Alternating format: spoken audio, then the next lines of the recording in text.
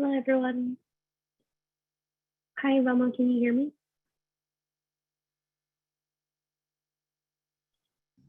Yes. Okay. I'm going to go.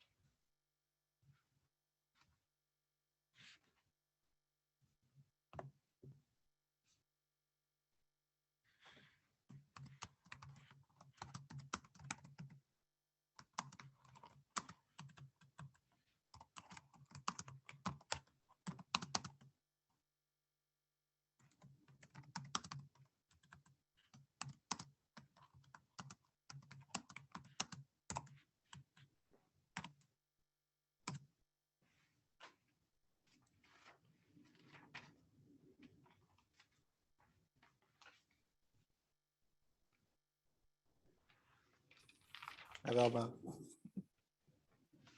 So you're doing well. Yes, I'm doing fine. I see good food at the Filipino Community Center. Huh? I see pictures of you with good food at the Filipino Community Center. Oh, yeah. It's fun. That's all I do these days is eat. It's good life of retirement. Yeah.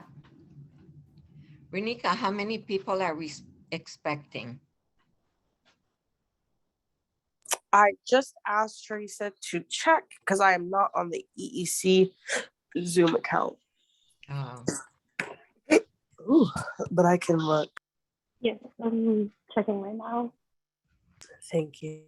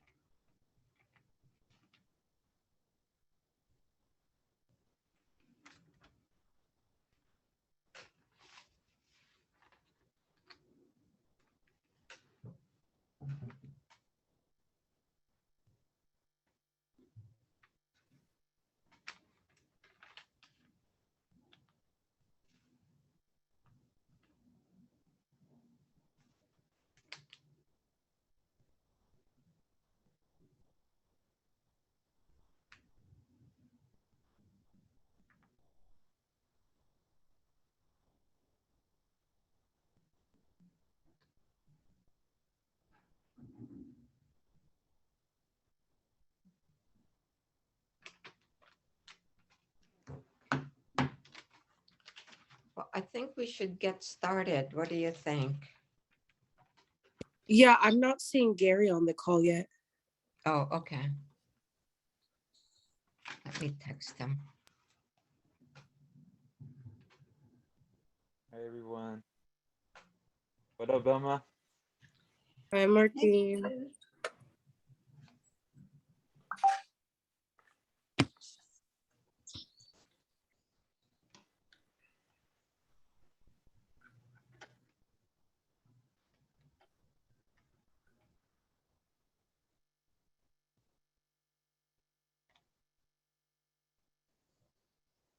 Hey, Martine, where are your people?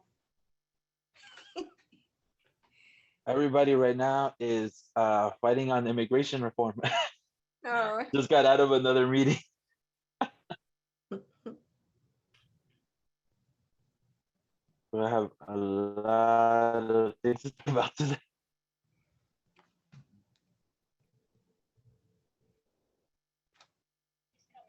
oh. Okay, thanks.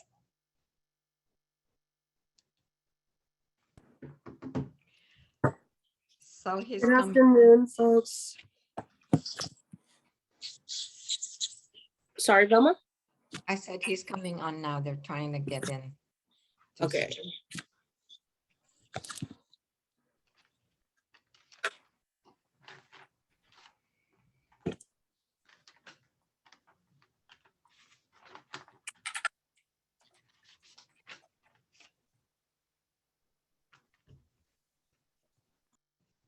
Or maybe we should get started with Martine.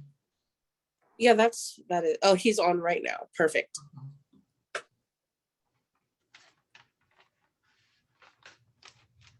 Hi, Gary. Hi, Gary. Glad you could make it. So let's get started. If people come on, we'll just let them in. Yes. I wanted to say welcome, Thank you. Gary, and welcome, Martine. This Thank you. This is our last series on decolonizing education. And I thought that one of the things that we really need to talk about is the role of the students in decolonizing education.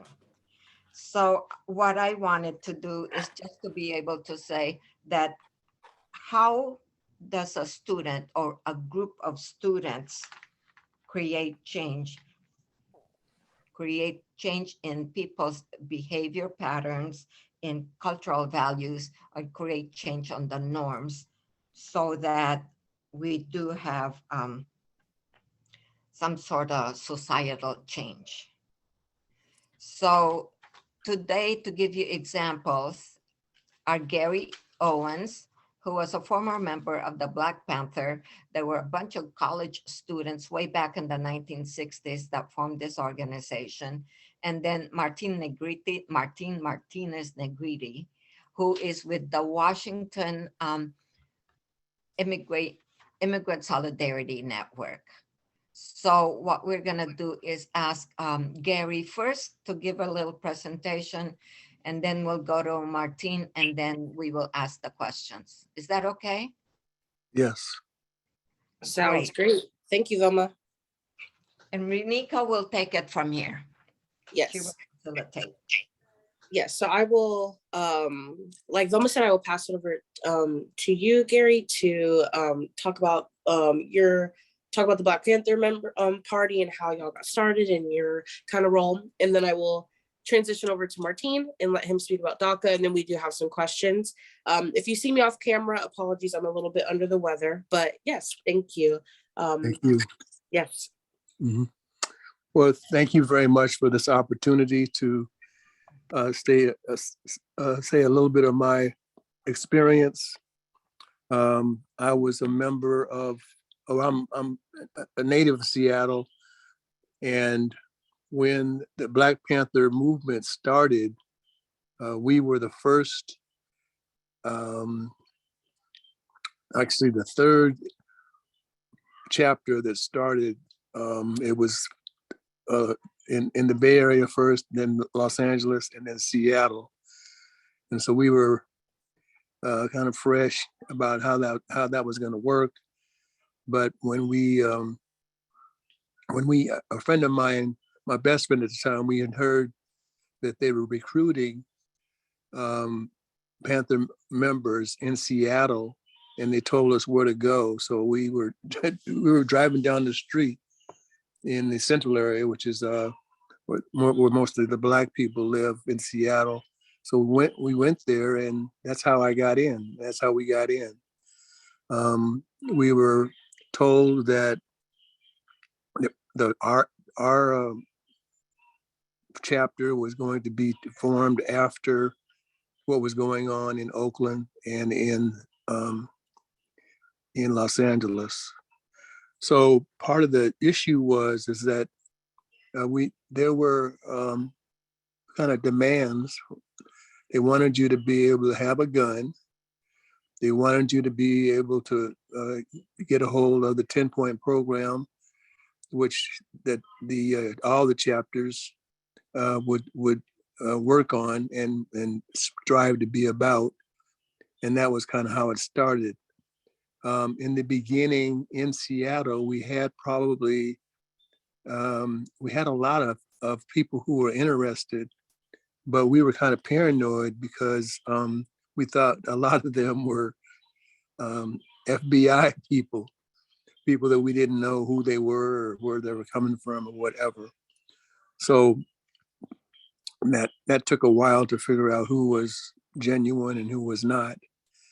The other part is that some of us, like myself, were also students at the University of Washington. And so that made it even more, I would say, make it more accessible in terms of people's interest from an intellectual perspective, as well as what the party wanted to do with the community. So we had a large number of people who said they wanted to be Panthers. We figured out pretty soon, fairly quickly, that probably half of them were federal, or they were agents, they were FBI people. So we kind of screened them out. And when we really find out who were the people that we were going to work with, who were the people that lived in the community, who were the people that we knew were not members of the FBI, then we could move forward. We got a lot of obviously support from the headquarters in Oakland, from Huey Newton and some of the other people that were really valuable in terms of getting this going. And part of it is that we had to have a place to meet, which we did in the central area. We had to have our TAMs. We had to have the uniform. People had to have a black jacket. Didn't necessarily have to be a expensive one, but we had to wear the uniform, and we had to spend a lot of time knowing what the 10-point program was, why it was valuable, why it was put together in the first place. And we also wanted people to understand that we were trying to make sure that the police would stop doing what they were doing. What they were doing was they were shooting, basically murdering mostly Black males in their own community. And sometimes there was no justification at all. People were being killed that didn't have a gun, but they were in the wrong place at the wrong time. The other part that I think was interesting was we were impressed that there was a protocol and a expectation that we would study. We would study not just what's going on in America, but we would study what was going on in other parts of the world in terms of having a society that was just for everybody. So when we got the information around the 10-point program, and we got the information about what the expectation of our chapter would be about. We would study, we would be accessible to the community. We started, one of the things that I really liked is that we started with the children, and we had at the schools that were close to where our headquarters were in the central area of Seattle, we had a free breakfast program, because what we did, we found out, well, we knew that there were people in the community that didn't have enough food to feed their family. So we found out that that was one of the real important issues that coming out of Oakland and LA, that we had to figure out a way to at least feed the children. The children had to eat a good meal, a good breakfast or whatever, every day. And so that was important. So what we did is we went to a lot of stores, big stores, small stores that sold food, and asked them could they donate food so that we could feed our children. And most of them said yes. They were glad that we were doing it. And of course, the young people's parents or who were taking care of them were obviously gracious of that too. I was surprised at the number of people when we showed up with food, they cried. They were so thankful that someone was looking out for them and their children. And there were a lot of people young people who were being taken care of their grandparents or whatever, because the parents had to work or whatever, and or they were going to school. So I think part of the issue for us was we weren't quite sure how far this was going to go, but as our chapter grew, we understood that the Black Panther movement was moving all across the country, in places that we wouldn't suspect that they would be, Milwaukee and Florida and, New York and all that, but they were all going strong. And we were supposed to consider them comrades, because that's what it was about. I mean, I think the idea is that we were told that the primary reason for the Panthers to exist was that we were supposed to be about liberation, that Black people should be liberated, that slavery was over, that being left behind was over, and that we needed to have all the dignity and all the resources that other people had, and particularly white people, and that should apply to everybody, obviously including Black people. So the notion was, at least, that if we studied, if we had programs that were going to help people or whatever, later on when we were able to start with the help of University of Washington doctors, start a clinic in the central area that was free, like the one in the Bay Area. That was really a jumping point for us that gave us a lot of attraction in a positive way. So it wasn't just us fighting the police or whatever, but that was part of what was going on. We were fighting the police. We also said that really our charge was to serve the people. People needed to eat. People needed to have health care. People needed to have opportunities to learn what their true history was. We weren't just slaves. There were people who were profoundly articulate and smart all over the country and all over the world who were Black that we never heard of. So the idea that we needed to study to find out who these people were, how do we find out more information about them, that was one of the things I really attached myself to, because I was born to a family that was poor. I was born when my mother was 16 and my dad, my birth father was 19. My birth father basically abandoned me at birth. So it was my mother and my grandmother um, uh, helped raise me until my mother married Sylvester Owens, who was about little bit older than my mother. But for I don't know how many years it was, I thought he was my dad. I had his name, I had his last name, and he was a person who brought in the groceries and did what needed to do to keep a family.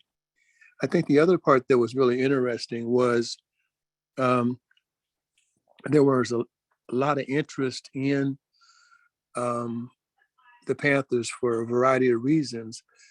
So there was a lot of things written about them. There were books coming out and articles and magazines and whatnot. And there were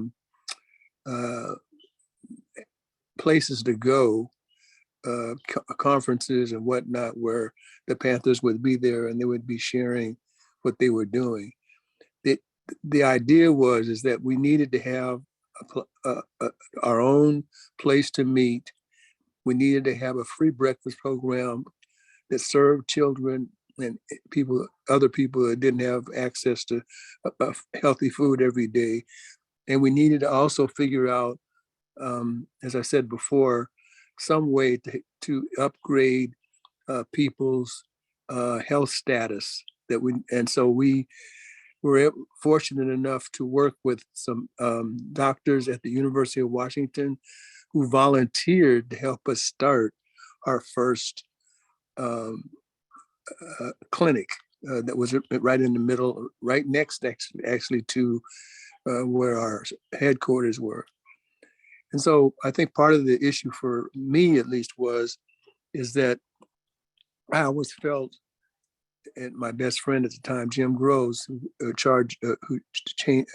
came with me into the Panthers, that we were doing the right thing, that we were putting our situation in a positive way, that we didn't want to start any trouble, but we weren't going to take any stuff, and we felt that that was important.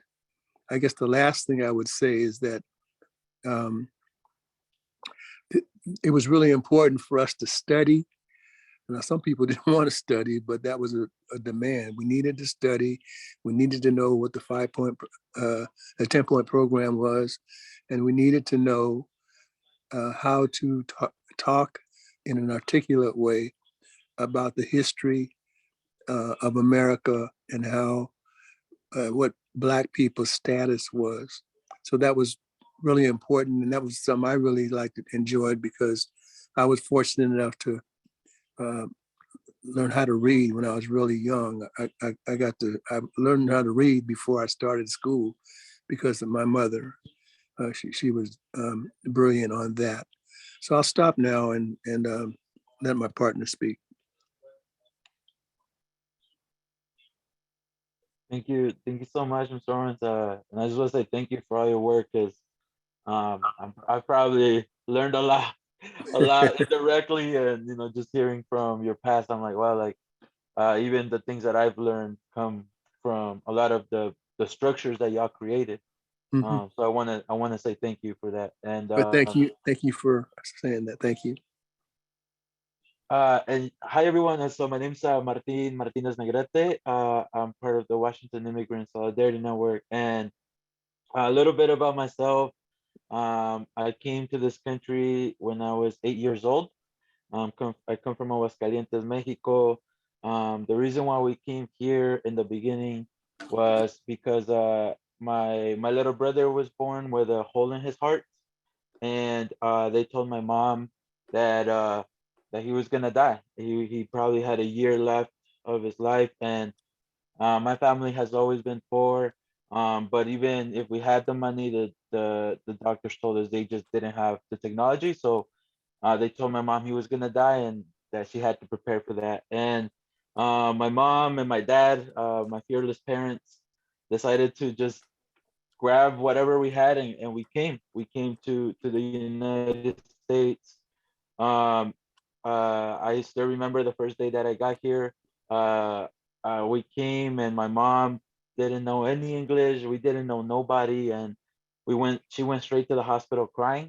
um and she just took my brother and said, "Do save him," in Spanish, and anybody. And luckily we were in California, so there's a lot of folks that speak Spanish, and we were able to navigate the system.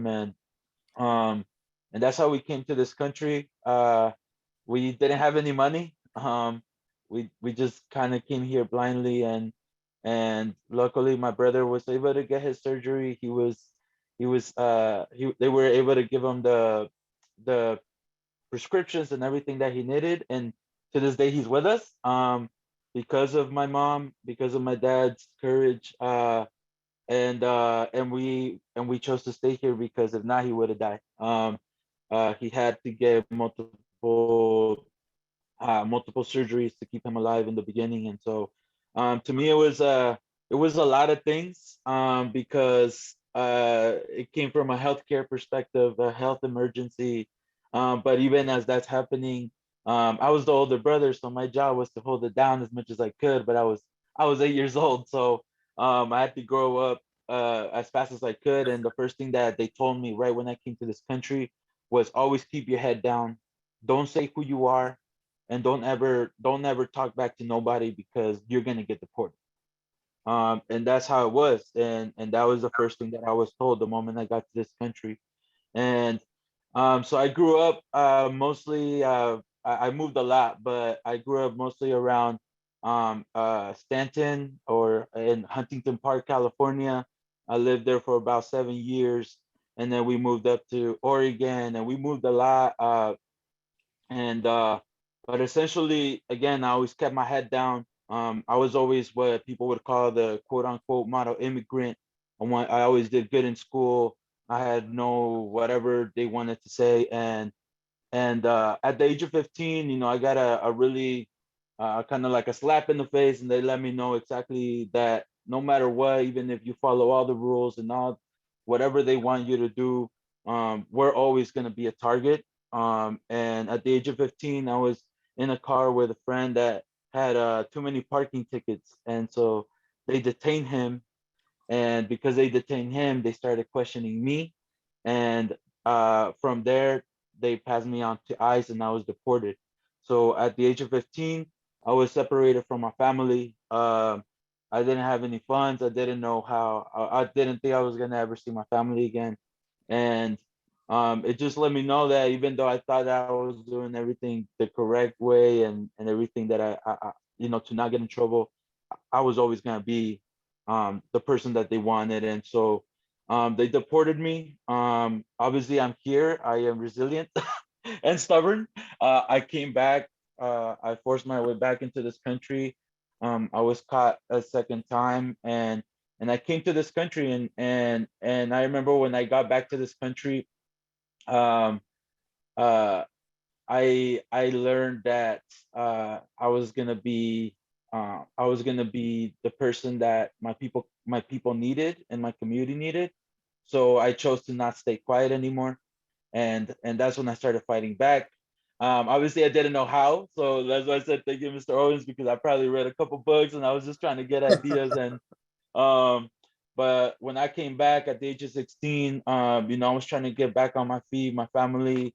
Again, we went through some crazy things, but basically at 17, I became homeless. My family was homeless, and uh, what ended up happening was my parents got hurt during their work.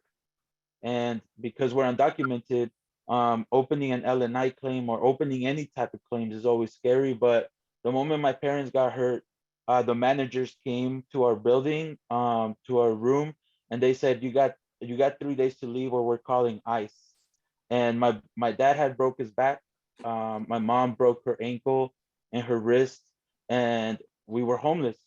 We had to move everything out and live in our van, or we were gonna get deported. And at that time, we were even more fearful, because I had just been through that, and so we knew that that was real, and we knew that that could happen at any moment. And so that was that was a very interesting opportunity for me to learn as a student, because we were homeless. My parents were able to get a little shelter room down in Seattle at the Catholic Church. They hooked it over the little room for us to stay in.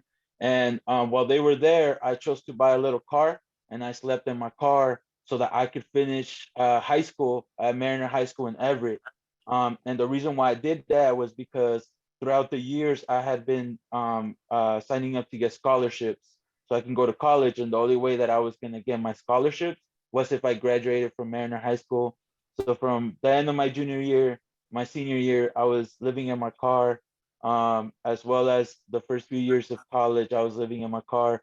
But it honestly gave me the opportunity to learn how to become an organizer, because when you're homeless, that's when you become you become a hustler.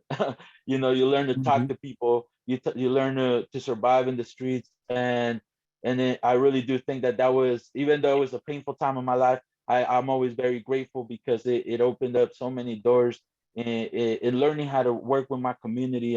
And so, you know, just from a student's perspective, you know, I was able to learn to survive in high school by networking. But when I got to college, that's when things changed. I joined a group called Movimiento Estudiantil Chicano de Aztlán, which stands for MECHA. And MECHA, it has been an organization that started back in the 70s, late 60s. And essentially, this organization was built to fight for student equity, for the Latinx students and people of color. And I was able to get hooked up with some leaders there, and we started getting to know more mentors.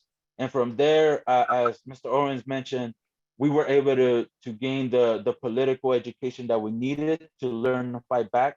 And so we were learning books together, we're reading books together, trying to see what work we can do. And so that kind of just snowballed, and I was able to be part of Mecha at Everett Community College. I was part of Mecha at Eastern Washington University. I worked through the relationships that I built through that work.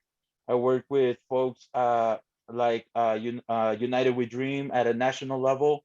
So I was able to work in Washington, D.C. for a couple months, as well as here, you know, working with Equity Coalition, Equity and Education Coalition, as well as a lot of local organizations. And again, it all happened from being in that space with the students that wanted to fight back and wanted to fight for us to keep fighting for liberation, like Mr. Owen said. And really that comes with that political education. And you know, I think if it wasn't for the students, a lot of the movements that we are in now and that have happened because of my ancestors and the leaders that we have now, like Mr. Owens, we wouldn't be here, you know. I'm really grateful for that. And I'm also cognizant that that is what we got to keep doing to make sure that this fight keeps happening. But yeah, just a little bit about myself, and I'll go ahead and open it up for the questions. Thank you, Martine. And thank you so much, Gary, for sharing your background and your stories with us. I'll start off with you, Martinez. For folks on the call who don't know, could you explain to us like what DACA is and how it works? Yeah, So I'll break down the immigration movement because there's a lot of things happening even at the moment. So DACA came out of a bigger fight, which was the Dream Act. That happened back in. That's been a bill that we've been fighting for since around 1996. And really, I want to point out that the biggest fight in the immigration community, is immigration reform. But we know that has a lot of obstacles. But the Dream Act is essentially a program that would allow students to seek a work permit to save them from deportation, as well as give them a pathway to citizenship. And so this has been a bill that we've been fighting for a lot of years, and especially Democrats have talked, and they're really good at running their campaigns around helping community. But for about 25 years, this has been a fight that we've been looking for. But essentially what happened in 2008 to 2012, when President Obama was elected, students knew that it was time to fight back. The Democrats had the House, Democrats had the Senate, and so we knew that we had an opportunity to win. And so students started organizing. The youth started getting together, and they started fighting back. Undocumented youth, undocumented immigrants started coming out and saying undocumented, unafraid, and they were shutting down offices. We were doing civil disobediences, and essentially we created a lot of pressure at a national level as well at a state level for folks to take action. And so what ended up happening is that the Senate and the House, but specifically the Senate, is always the Senate, but the Senate couldn't take action. And during this time, President Obama was also doing negotiations in the background. Unfortunately, those negotiations were really not in the benefit of the immigrant community, because he was trying to negotiate with the Republicans, and as he was negotiating with them, his promise was to deport more immigrants. And at that time, President Obama was deporting. He's the president that has deported the most amount of undocumented folks in the nation, and so to this day. And so, and again, he was trying to negotiate, but at the end of the day, Republicans or Democrats, negotiations with people's lives is never okay. And so the immigrant community fought back, and essentially through so much pressure, I know that immigrant youth made President Obama's life hell. We were shutting down all of his events. We were coming out from everywhere and anywhere that we could. And Mr. Obama essentially made an executive order. An executive order to create DACA, which is Deferred Action for Childhood Arrivals. DACA was specifically made to create a work permit for immigrant youth, and what a lot of people know them as dreamers now. And now dreamers have a work permit to not be deported. And the way that this program works is that every 2 years, I am a DACA recipient. I forgot to mention that I am a DACA recipient. Every 2 years, I have to go pay $500. I get my fingertips checked to make sure that I have no record. And every 2 years, I constantly have to keep getting a work permit. It is not a solution. It is not a pathway to citizenship. And again, even to this day, because it is an executive order, presidents are fighting back. Like President Trump was fighting to end the program as an executive order. And so the fight has been with the Congress to get their stuff together and pass a real solution. I also do want to say, I don't, as we're talking about student movements and what this really means for students, DACA, from a political perspective, it benefited about 800,000 immigrant youth, or what we call dreamers. And I keep saying quote unquote dreamers, and I want to make sure I explain what dreamers are. So dreamers, what we know now, dreamers at a public level, when we say a dreamer, we're talking about somebody that has higher education, that has no that has a clean record, that has a good immigrant, etc. And so from a community perspective, even though we hear a lot of immigrant youth that are DACA recipients call themselves dreamers, it makes sense here. But from a national perspective, especially in DC, when people refer to as dreamers, they're talking about the model immigrant, the immigrants that we want in this country.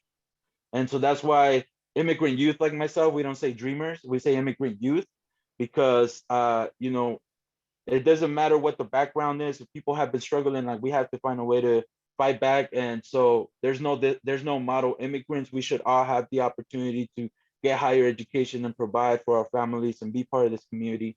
And so that's why we don't say dreamers in our movement. But with that being said, what this created as a political movement was that it benefited 800,000 youth, specifically students, college students that were getting their degrees and graduating and getting into their careers. But I also want to say that from a political perspective, President Obama's administration did a really good job with this executive order to slow down the protesting and the fighting back, because it was also the youth that were really pushing and that were really fighting back. And so this was a very really clever way for their administration to slow them down. And so it created it benefited 800,000 youth to have protection every 2 years, but it slowed down the immigrant movement.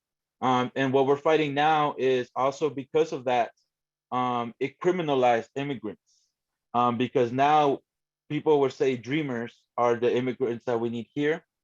So it criminalized my parents, it criminalized my neighbors, but specifically, it gave youth some type of protection, but it also opened up the doors for my parents to be criminalized and deported. And so that's been the fight for the last few years, to make sure that it's not about one community or other, it's about all of us. And again, this all happened because of the students. Students started this movement, students fought for this movement.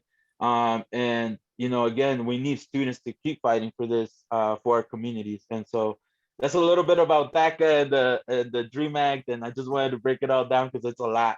But I'll go ahead and also pass it to Mr. Owens. I know that Renika, you probably have some questions for Mr. Owens as well. Yes, thank you. So yeah, just for folks who have just joined the call, we're kind of hopping back and forth between our two panelists because we have a list of great questions that Velma has put together for us. So for you, Gary, you talked about how the Black Panther Party got started, how it started from the Bay to LA to Seattle, and how you and your friends went to this meeting. But could you talk to us about what was happening at the time locally that drove you and your friends to go to that initial meeting? Yes, that's a great question.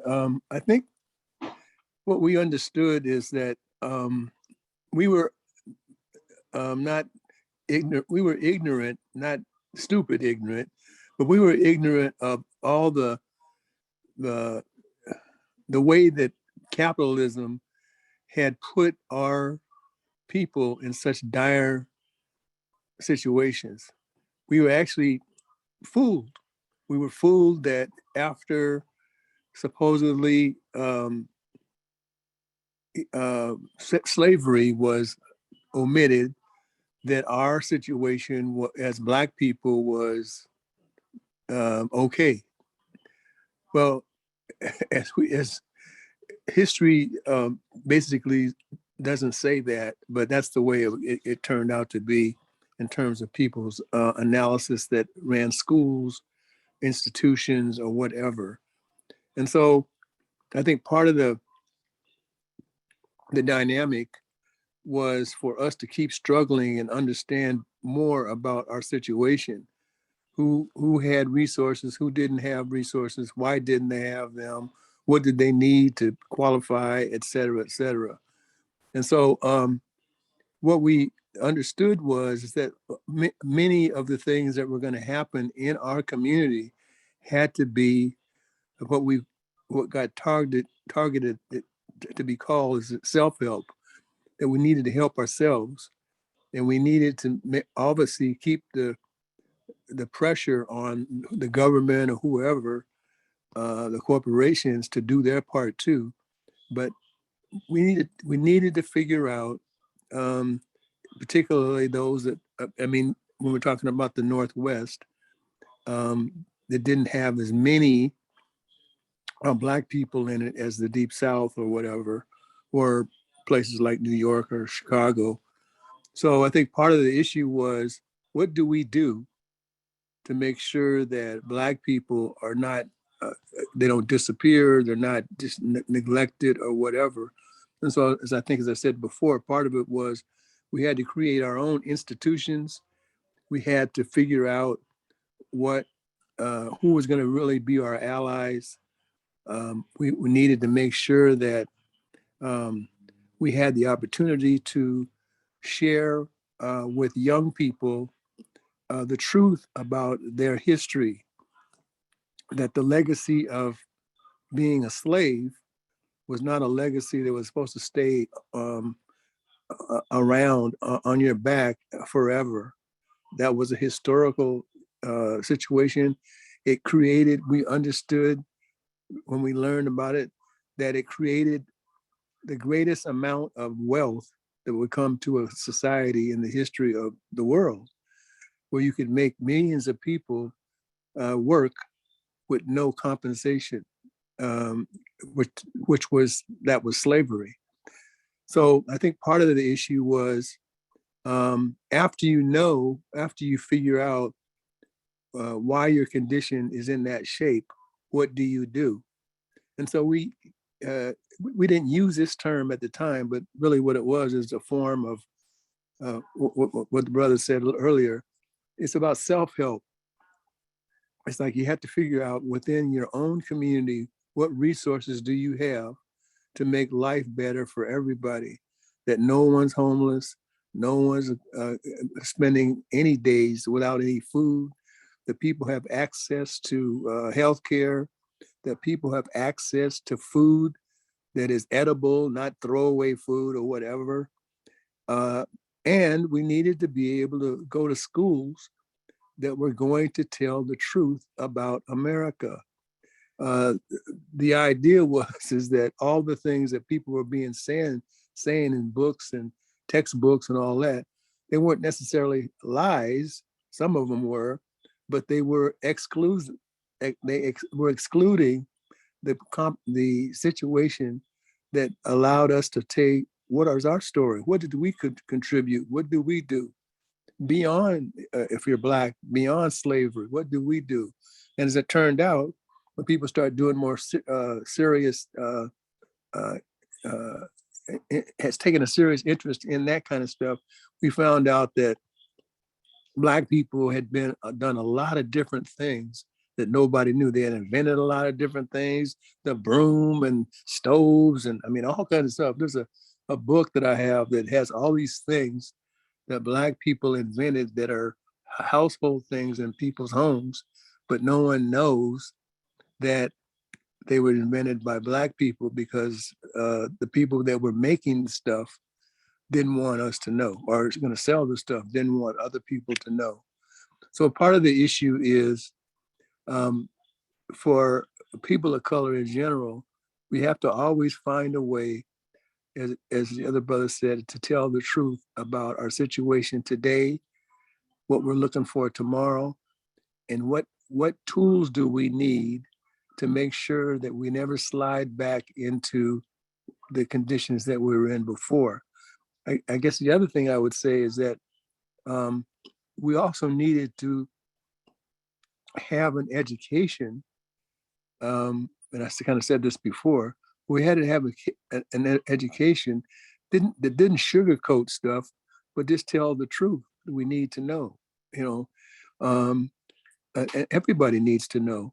But I think sometimes when I was at the University of Washington, I had classes in which you couldn't have that kind of dialogue with some of the professors that were there. They were very smart, but the analysis that they had wasn't wide enough for us to think that it was useful to us. So we protested in a nice way, I guess you could say. I mean, we didn't shut down. We didn't shut down people's ability to say what they needed to say as a staff or a student, but we were confused to a certain degree about why are we not hearing the things that work or could work. And so that created some friction but it also created opportunity. So we were able to convince the administration at the University of Washington to hire more people of color to be in the classroom. So not only would they talk about their academic prowess, what they knew, but also their story, how did they get from this to that? What is the real value of having of having credentials? Does that really get you a job, or is it just or do you have credentials but you're not working, which is a contradiction?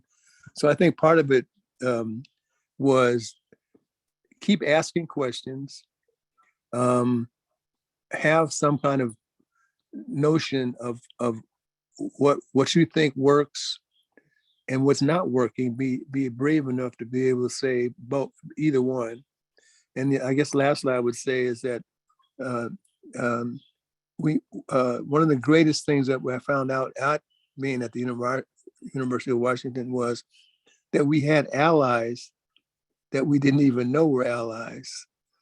And when we asked them for help, regardless of their race, they would step up and help us do the work. So I think that was very, very important. Thank you. So I wanted to cover a couple questions in the chat. The first one, this is for both panelists. From the perspective of a smaller community-based organizations, how can we best support and uplift youth voice, youth power, without the privilege / money of larger structures / institutions, such as schools or universities? Anything your experiences have taught you in this regard? I would say, actually, that's an excellent question and an excellent place to start. I think that one of the things that happens, that one of the things that we found out, if we had a large agenda, things broke down because we couldn't sustain them.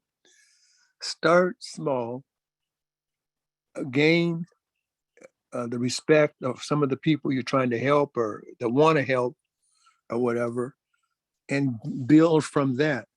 Let them be the voice of what you want to do.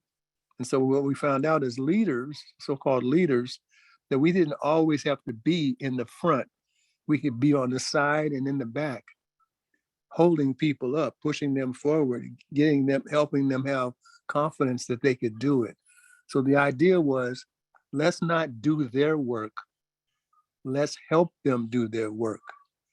Let's not assume because they don't have the same credentials that some of us had or reaching for or whatever, that somehow they were less than. That wasn't useful, and it was wrong. And so I think that's kind of one of the things we learned at the University of Washington, is that we need to have something that engages the community on a serious level, wherever they are. They don't have to be on the campus. And I think the other brother said, you got to go to where people are. If they're not on the campus, we have to go to them. So that was one of the main things that happened in the Black Student Union stuff, is that we said we need to take our resources, some of the things that we have, to the community. And so we figured out a way to volunteer to help teachers particularly in the central area or South Seattle, to work with kids of color to make sure that they were getting history on the real, not the stuff that we were getting when I was coming up, about Columbus discovered America and all that nonsense. But the real information that young people need to use to build up their self-esteem. Because what we found out was that was one of the main things. The young people didn't have anything that made them feel comfortable unless they were entertaining somebody or working in the fields. And we thought, oh no, that doesn't make any sense. No one could say that I'm not going to University of Washington so I can go work out in the fields. That doesn't make any sense. But the other part was, if even if you take that paradigm, if I do finish and get a degree, are people going to hire me? And so the notion was, we need to also figure out can we figure out a way to have what we call self-help. Maybe we have to have situation where we hire our own people with the resources that we garner from other folks to make sure that people can keep moving forward. And I think that was very, very important.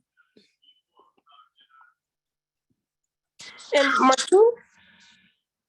Yeah, I agree with Mr. Owens. I'm telling y'all, like I probably read a couple books that word for word.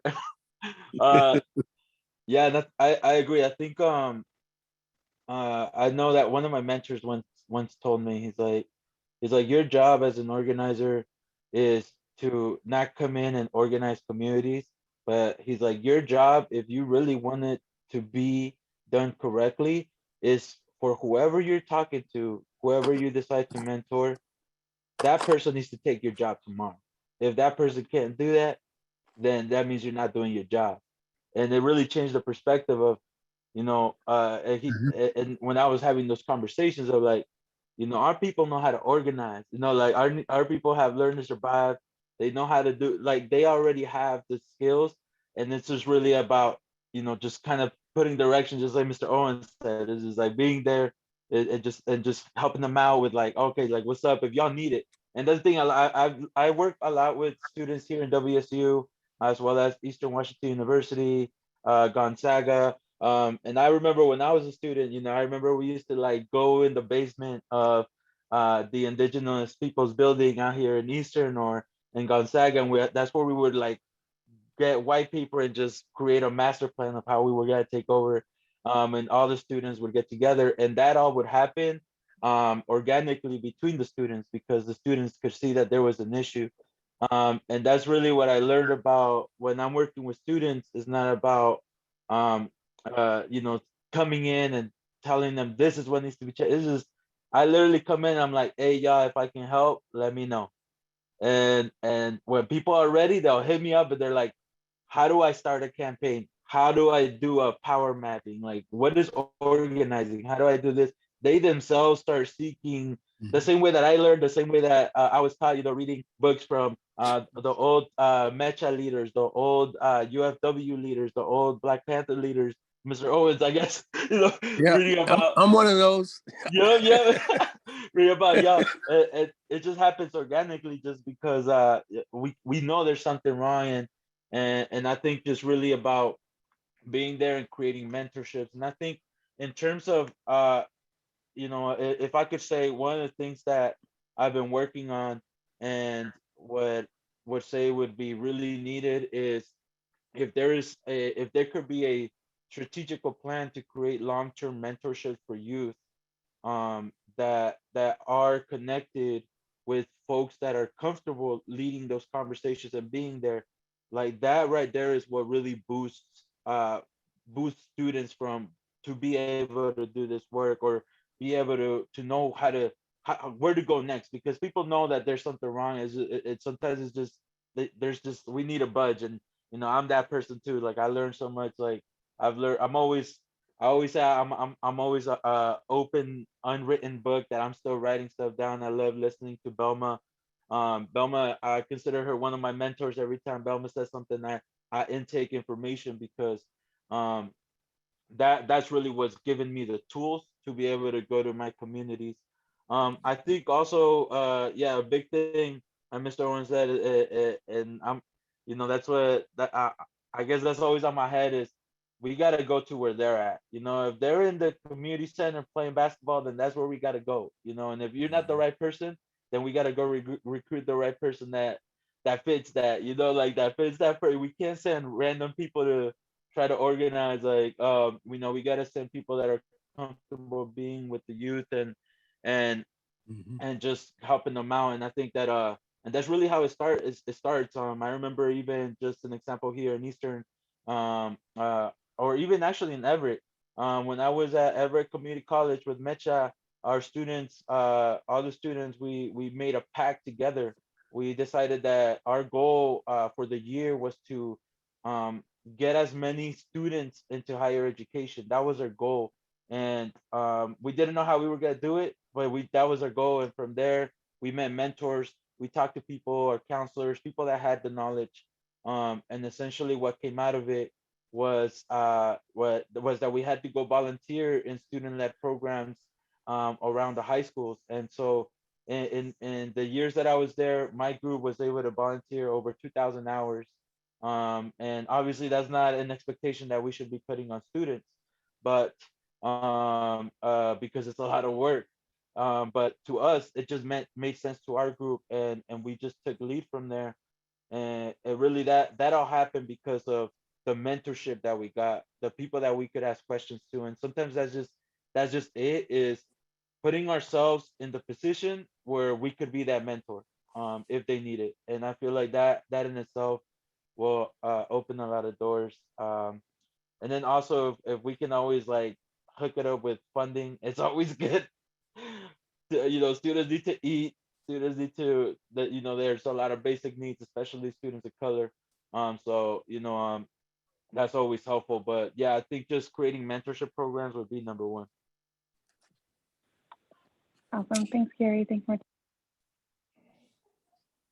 So, question for one more question in the chat from Velma for Gary was, how was the Black Student Union founded?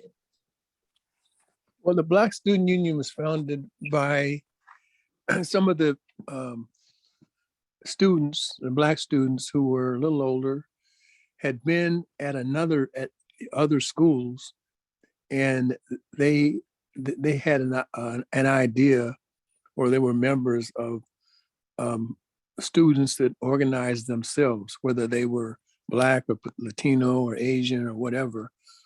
And so that's where the idea came from, is that the idea was you need to organize your own situation before you try to tell somebody else what they should be doing. Because people want to ask, well, what are you doing? What's your structure? Who runs the organization? Where do your resources come from, and all that? And a lot of times people couldn't answer that question because they weren't doing that kind of work. They were using the power of, which is okay in a way, they were using the power of their own personality to do some of the work. People liked them, so they would do stuff for them, but there was no collective. And so it limited the opportunity for something that needed more stuff going around, more people action or whatever. So that came up, and we said that we need to make sure that our reality on the campus had to have an impact in our community, wherever that meant. So we figured out that maybe we could go volunteer. Some of us who wanted to work with kids, we could go to a elementary school or high school or whatever, middle school, and offer our services to do stuff after school or whatever, whatever would help students that were falling back or heading towards dropping out. And so that gave, and then because some students needed to go have a job, they can have a job with working for the University of Washington, for example. It didn't have to be on campus. So we got, we figured out, we started basically a tutoring opportunity for students who wanted to use the resources that the university was offering to go to a school, a middle school or a grade school or whatever, and that would be part of our contribution to our community, but also that was our job. And so it really helped people who wanted to be teachers to understand what needed to be in the classroom. What kind of books do people need? How do the people get to speak? Even if they're, I'll use this term in not a negative way, but even if they were ignorant, they didn't know, we wanted them to be able to ask questions that maybe people thought that they should, because of their grade level or their age or whatever, they should know. But how are you going to know something if you don't get told or have access to that information? So that really helped us liberate our model of making sure that when we go to the community and want to work with, particularly with young people or with older people, that we need to be humble. We don't shame them because we're in college and they're not. We need to say that we're here to help in any way that makes sense to you all. You tell us what you need and we can figure out if that's something we can do. And I think, so that was really a great opportunity for us to be humble and to be able to figure out how we could use our resources that we already had or that we were learning at the university in our classes to be helpful in a real serious way.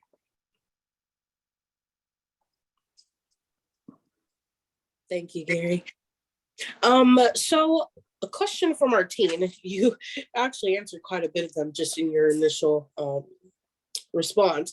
But so we know that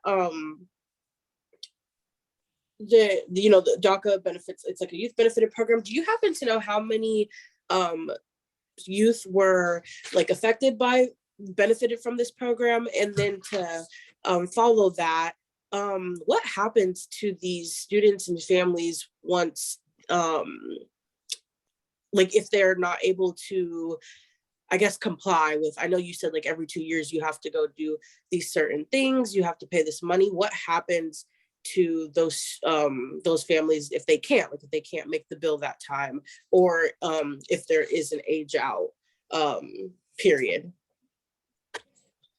Perfect. Thank you, Renika. Those are really good questions. And yeah, I think so I I'll start by saying this: DACA is not a student-based program. It was and the reason I say that is because there are very specific um there's a very specific number of people that can get this get into this program. So as of right now, even though DACA is still running, there cannot be new applicants. The only people that have been applying to DACA have been the people that applied since before 2016. Once Trump came in, there could be no new applicants, and so some of the guidelines are you had to be in the U.S. After June 15th, 2007 to 2012. You have to prove that you've been here continuously, that you never left the country. You have to have no record at all. You have to pay the $495, and then you can get DACA. So since 2016, there are no new applications. So the same 800,000 folks are the same folks that are getting DACA.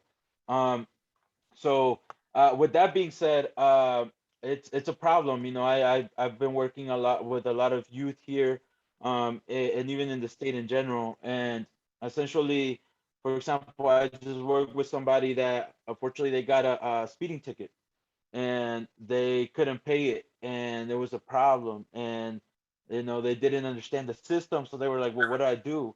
Well, now they can't get DACA anymore. That's it. It's on the record. And until she can go to court, until they can talk about it and remove that from the record, DACA is out of the picture. And already there, like honestly, that's how we say it, that one simple mistake from us could mean deportation. And I think it's really important that I mentioned this, that whenever anybody opens any type or deportation proceeding, we also are opening a deportation case. So that's always the fear. I know that was something that we fought for when we fought for DACA, but that's always the fear that if things go wrong, we do have a small barrier right now that DACA can't allow that information to go to ICE. But what if it ever does? That's 800,000 youth gonna get deported, and so that's always a problem that's always a fear that we kind of have in the back of our heads. But essentially that's really what the outcome is. But what it meant for the families, especially the youth that did benefit from DACA, like myself, is because of DACA, now I know what benefits are. A little bit about myself, especially when I was homeless. What I used to do for to make money is I used to stand outside of Home Depot like just standing like on the sides of Home Depot waiting for somebody to pick me up to go do a job. And that's how I had to work in this country. I had to work under the table so I wouldn't get deported, so I wouldn't get in trouble. And with DACA, with the work permit, now I'm able to, you know, get a job, sign a contract, and do all this stuff. And essentially be able to do that. And I also want to mention too that regardless of a work permit or not, all immigrants still pay taxes.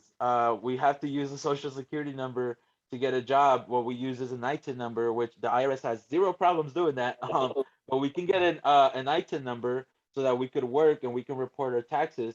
And essentially, every immigrant, undocumented folk can um, get a job, under the table without being caught, and we still have to pay the same amount of taxes as anybody else.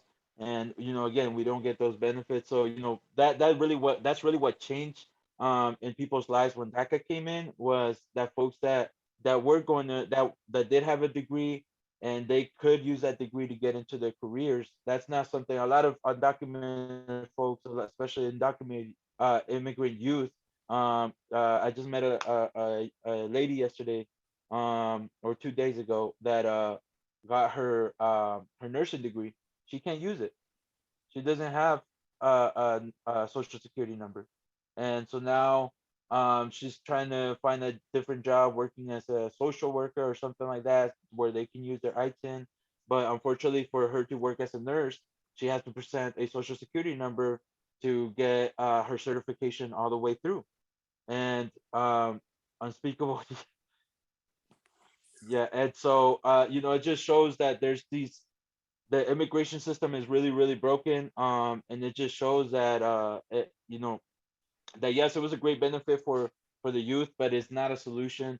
And there's a lot of folks right now that there's a lot of just wasted talent, people having to just do what they gotta do to survive. And so that's what DACA did.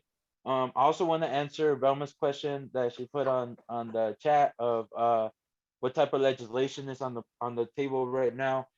Essentially, right now, uh, from a federal level, we have 50% of the Senate, and we have a Democratic vice president.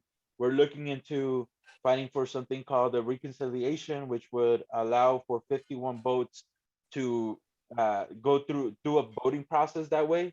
Unfortunately, the things that were brought up to the table is that we wanted an immigration reform this year, especially with the Democrats in power. That was something that we could look at, but Democrats are starting to step back. So now the conversation has turned into them creating a 10-year program that would essentially give folks a work permit for the next 10 years. And there is no pathway to citizenship, so there is nothing applied to the bill. So in other words, it's not a solution, it's just a protection for folks for 10 years. And then after 10 years, we'll see what happens.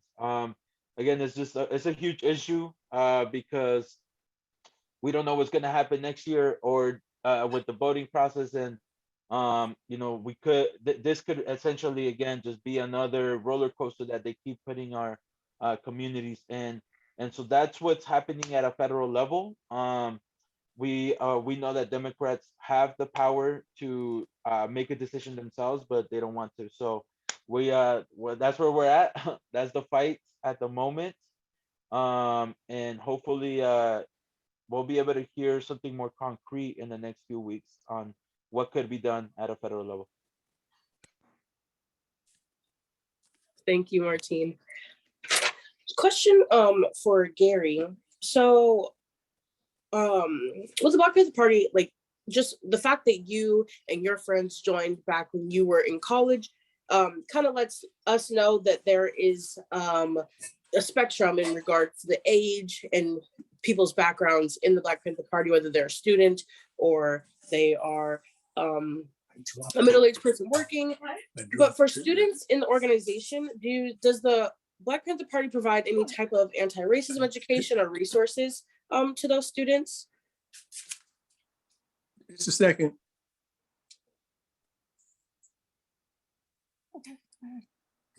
What do you want? My-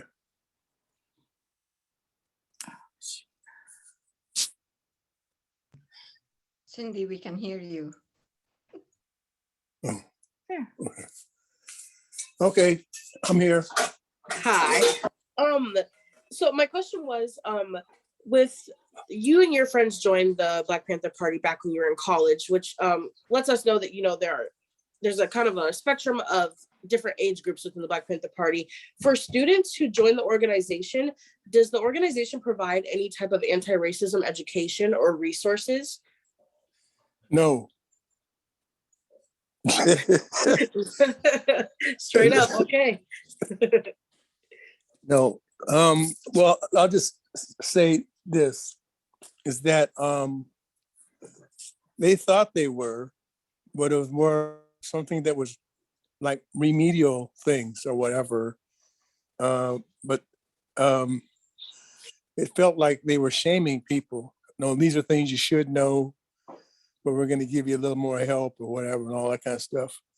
And there was never a critique on the style of reading or whatever, the style of teaching, I should say, as opposed to our shortcomings always had to be something that the student wasn't doing, not the teacher, not the institution. So we needed to have a people. So we had some teachers or some students, not students, well, students, graduate students, and some teachers, professors that would help us figure out how to reframe our critique of what the university was or was not doing. So that really helped. So it wasn't just students. We had to have somebody else that other people would listen to. Thank you. Mm-hmm. A question for the both of you is, what advice could you give to current and future activists or community organizers on how to create systems change? Well, I'll just say real briefly is that I think you need to have a very significant imagination. You have to understand that your goal is to have some form of liberation of the truth and opportunity. You have to be able to elevate people that have leadership skills. Some people are adverse to say they don't want to speak in front of people, but you have to engage them and help them to use their skills, because there are some people that people will listen to, but you have to help them use their voice in a creative way that allows them to use their leadership skill, not maybe in a traditional way, but in a non-traditional way. It doesn't have to be in person. Maybe somebody puts something in another form, but the message is the message. That's what I think. Yeah, I agree as well. I think in a way right now, I live in Spokane at the moment, but I'm currently on the journey to move to Afreda. And it's funny how so many folks don't even know where that is. But it's by Moses Lake. But I'm moving to Afreda, and um one of the reasons is because a lot of the folks that I've been working with there, um, it's farm workers. It's people that are in the struggle, that have been learning. They're organizing. They're literally those are the beautiful communities that you see, that they go to work from 9 to 5 in the fields, or take it back from 7 to 5 in the fields, and then they come out and then they meet up together as a community. They have a barbecue and talk about how can they do better in their communities. What are things that they could do to have better education, to have more opportunities. And those are the folks that and essentially that's where I try to put myself in those situations, to just get to learn from community, and also be used as a resource for them to get better. And like Mr. Owen said, I think when people ask me like, well, if I want to be a community organizer, like, what do I need to do? I always tell them, well, do learn do it. I always do it like this just because that's how my mentors did it. I feel like I'm a very visual person and it helped me. But Mhm. organizing 101, story of self, That's right. communication, and Mhm. then direct action training. Those are your base levels, and then from there you have to develop political education so that you understand how to take all those tools and apply them into your work. And I guess that's the very simplified way of what I would tell somebody, especially the youth. Like when I'm talking to youth, they're like when they ask me, well, if you give me a formula, what would it be? It would be that Mhm. organizing 101, story of self, communications, direct action, and then political training. And I think that would be that's the structure that I use when I work with folks, and it usually, it gives a good base. But at the end of the day, like Mr. Owen said, it's all about creativity because the work that we're doing, there's no, I've read a lot of books, but at the end of the day, the books always let you know that this is the way that they fought, and this is the way that you can use these tools to fight your fight too. And it's about Mhm. being creative and taking as much information and creating your own movement as a community. And so that's what yeah, creativity, like Mr. Owen said, is number one, I think, when we're doing this work.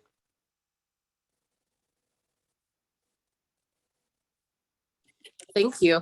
So I have three more questions. I'm gonna try and see if we can get to these. Question for you, Gary, is during your time with the Black Panther Party, what are some things you could think of, like major accomplishments, like big things that happened during your time, and also kind of opposite of that, what were some major challenges you faced? Well, I think I would say the major thing that we accomplished was we got, with the help of um, medical professionals at the university hospital, to help us get our uh, clinics going, and then training people who are coming out of either medical school or nursing school to work in those um, uh, places as uh, like almost like not a dry run, but that sounds too crazy, but a place where people really need the passion and the opportunity to work in a place where people need their services and they're not charging anything.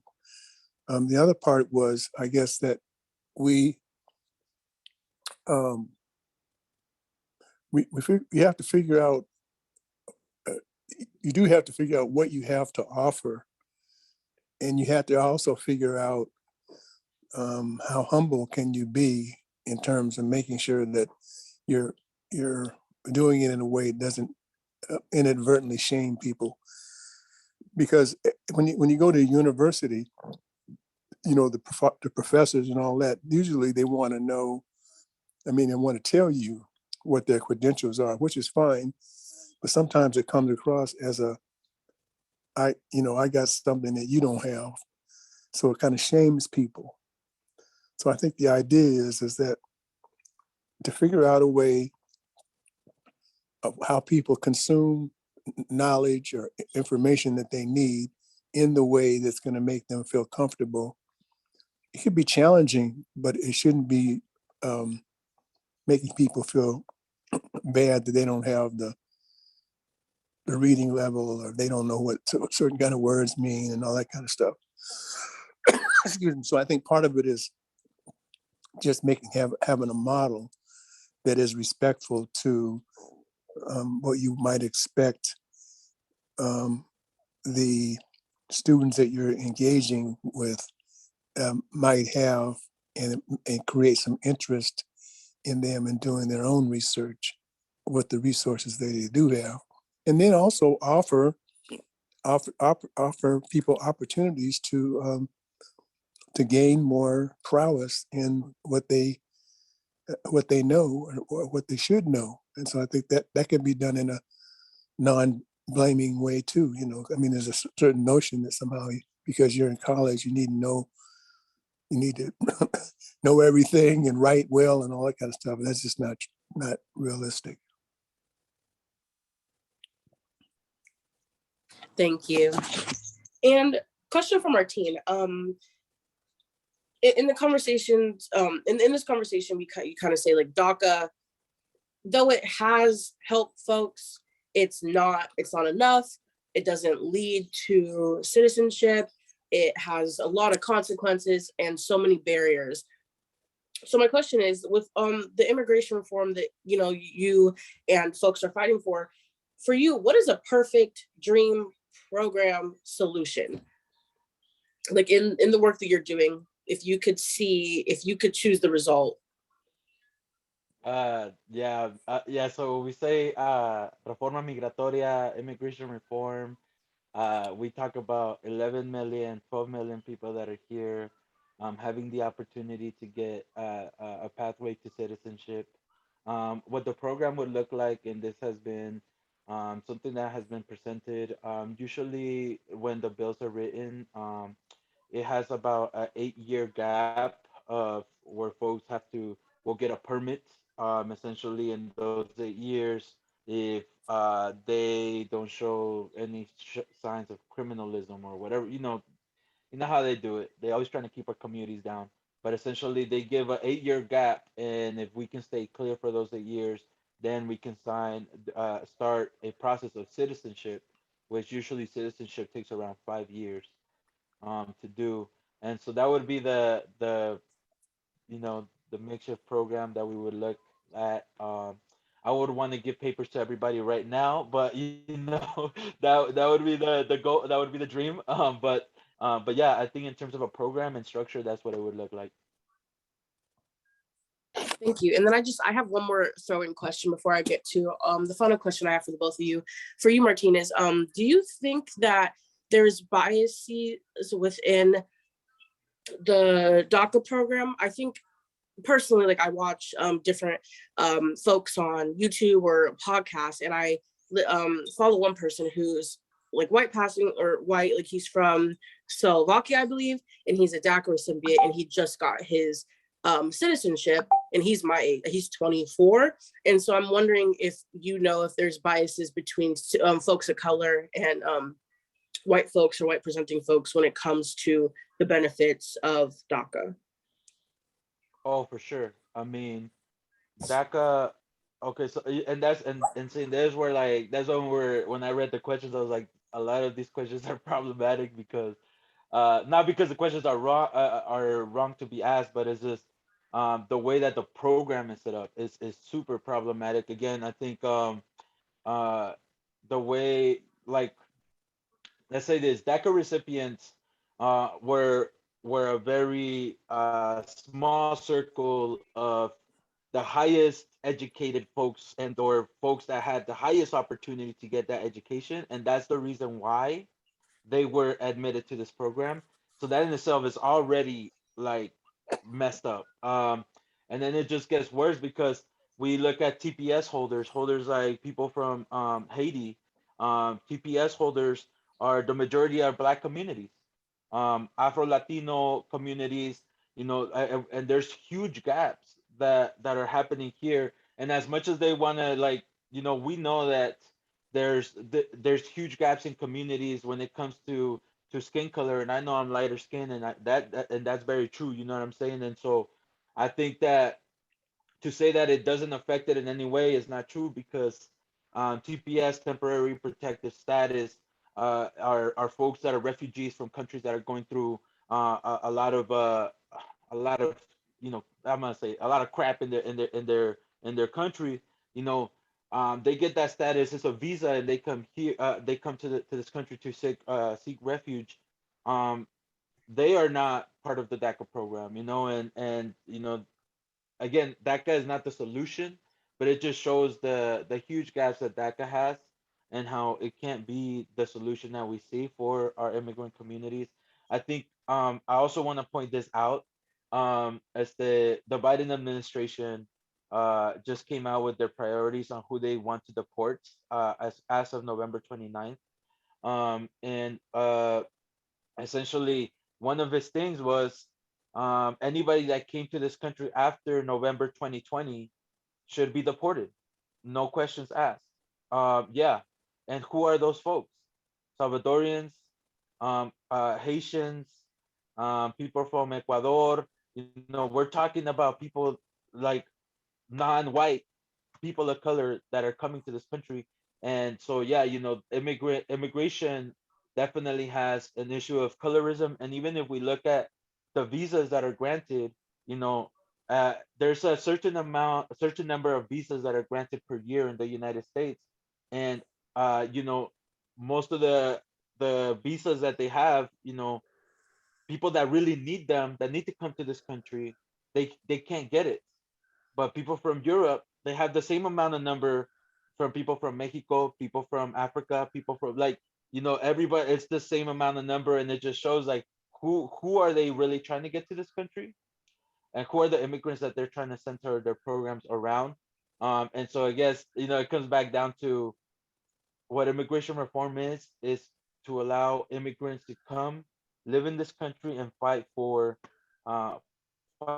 the opportunity here, because like that's what we're here for, you know. Uh, and so yeah, that's kind of how the DACA program works.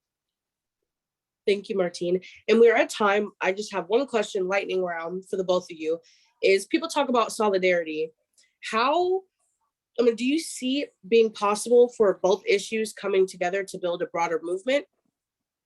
Like, I know that a lot of us different BIPOC groups have different issues that, you know, each community is going through, but do you see these all of our communities coming together to build a broader movement, really to benefit all of us as a collection and individually as communities? I think that is essential. I don't think that in the world we live in today, if we try to do it by ourselves, it's not going to work. You got to have allies. The allies don't have to look like you, but you have to have a common objective, and you have to be able to make sure that the leadership of any movement is diverse. It can't always be the same people. People who are doing good work, who look like me and you, need to be elevated. And when we say that to me, what does that mean? That doesn't mean just standing in front of people. That means actually, it means more work. That was the way they put it. We're elevating you because people like you for a number of reasons, but also that you come prepared. You read a lot or whatever, or you know how to speak to people in a way that's not condescending. You know how you write well. You do certain kinds of things. And then there are other people who have other skills that never get counted to be as a skill. There are people like them because they have a friendly tone, because when they're there when people really need them or whatever. It may have nothing to do with academics. It has something to do with their humanity. I'm not saying that humanity is necessarily a skill, but it's an attribution that people should use more often in terms of qualifying themselves to be in the leadership. Yeah, I agree with Mr. Owens, and I think that's one thing we miss talking about when what is organizing is relationships. That's really how it Absolutely. is. You Absolutely. know, and I, even when I'm talking with folks right now, I always be saying, we ain't got no money, we ain't got no land, but we got people. You know, that's our Right, power. exactly. Uh, so you know, yeah, it's relationships. It's just like Mr. Owens said. You know, everything he said, 100%. I feel like I'm listening to the books that I've been reading, Mr. Owens. I ain't not gonna lie. Like, thank you. I'm getting so much knowledge. So thank you for that. That's right. Thank you. Thank you. All righty. Well, we are a few minutes over time. Thank you so much for folks for sticking around with us. I want to say thank you so much to Mr. Gary Owens, as well as to Martine, for being our panelists today and answering some of these questions and really giving us a more knowledge and an inside look of these different programs and organizations. Also, this is our last Lunch and Learn for the year. And this is also our last Lunch and Learn of our Decolonizing Education series. Velma, I don't know if you have anything you want to say. Velma put all of this together.